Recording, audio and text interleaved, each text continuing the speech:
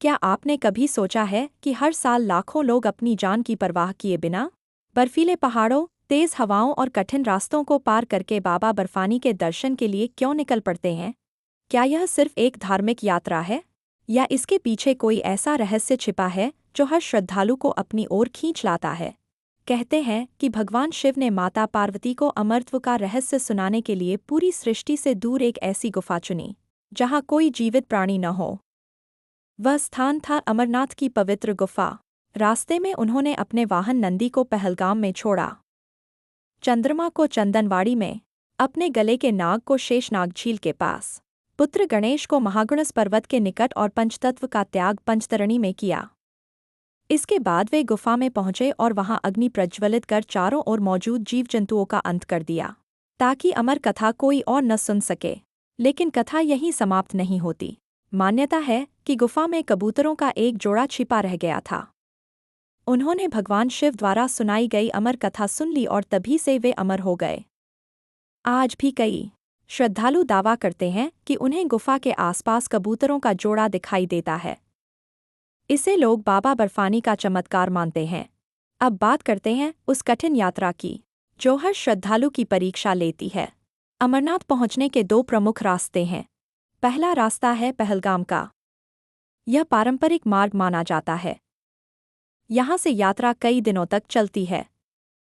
चंदनवाड़ी, पिस्सू टॉप, शेषनाग, महागुणस और पंचतरणी जैसे पड़ाव पार करने के बाद श्रद्धालु बाबा के दरबार तक पहुँचते हैं।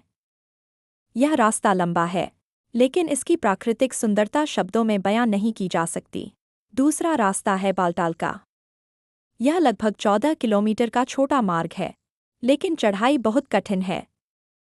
कई श्रद्धालु इसी रास्ते से एक ही दिन में दर्शन कर वापस लौट आते हैं। लेकिन अमरनाथ यात्रा सिर्फ पहाड़ चढ़ने का नाम नहीं है। यह अपने डर पर विजय पाने की यात्रा है। जब ऑक्सीजन कम होने लगती है, सांसें तेज चलने लगती हैं, पैरों में दर्द होने लगता है और मौसम अचानक बदल जाता है, तब इंसान को अपनी ताकत नहीं बल्कि भगवान पर विश्वास आगे बढ़ाता है। यही कारण है कि रास्ते भर एक ही आवाज़ गूंजती है, हर हर महादेव, बम बम भोले। ये केवल नारे नहीं होते, बल्कि थके हुए शरीर में नई ऊर्जा भरने वाले मंत्र बन जाते हैं। जैसे जैसे श्रद्धालु गुफा के करीब पहुंचते हैं, दिल की धड़कन तेज होने लगती है। वर्षों की इच्छा पूरी होने वाली होती है, और फिर सामने दिखाई देता है बर्फ से स्वयं निर्मित शिवलिंग। किसी ने उसे बनाया नहीं, हर वर्ष प्रकृति स्वयं उसे आकार देती है। यही कारण है कि इसे स्वयंभू हिम शिवलिंग कहा जाता है। गुफा के भीतर का वातावरण बिल्कुल अलग महसूस होता है। बाहर हजारों लोगों की भीड़ होती है, लेकिन भीतर पहुंचते ही मन शांत हो जाता है।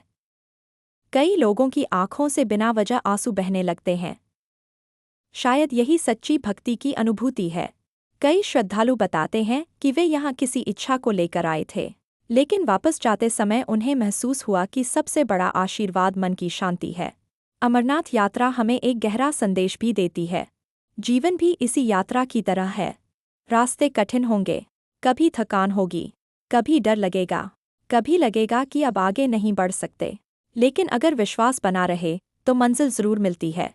यही भगवान शिव का संदेश है। शक्ति बाहर नहीं, हमारे भीतर होती है।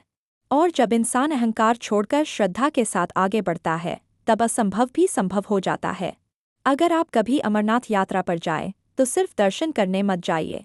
वहाँ की हवा को महसूस कीजिए, बर्फ से ढके पहाड़ों को देखिए, हर हर महादेव की गूंज को अपने दिल में उतारिए, क्योंकि यह यात्रा केवल पैरों से नहीं, आत्मा से पूरी होती है। और शायद इसी वजह से जो व्यक्ति एक बार बाबा बर्फानी के दरबार पहुंच जाता है, उसके मन में जीवन भर फिर से वहां जाने की इच्छा बनी रहती है। हर हर महादेव।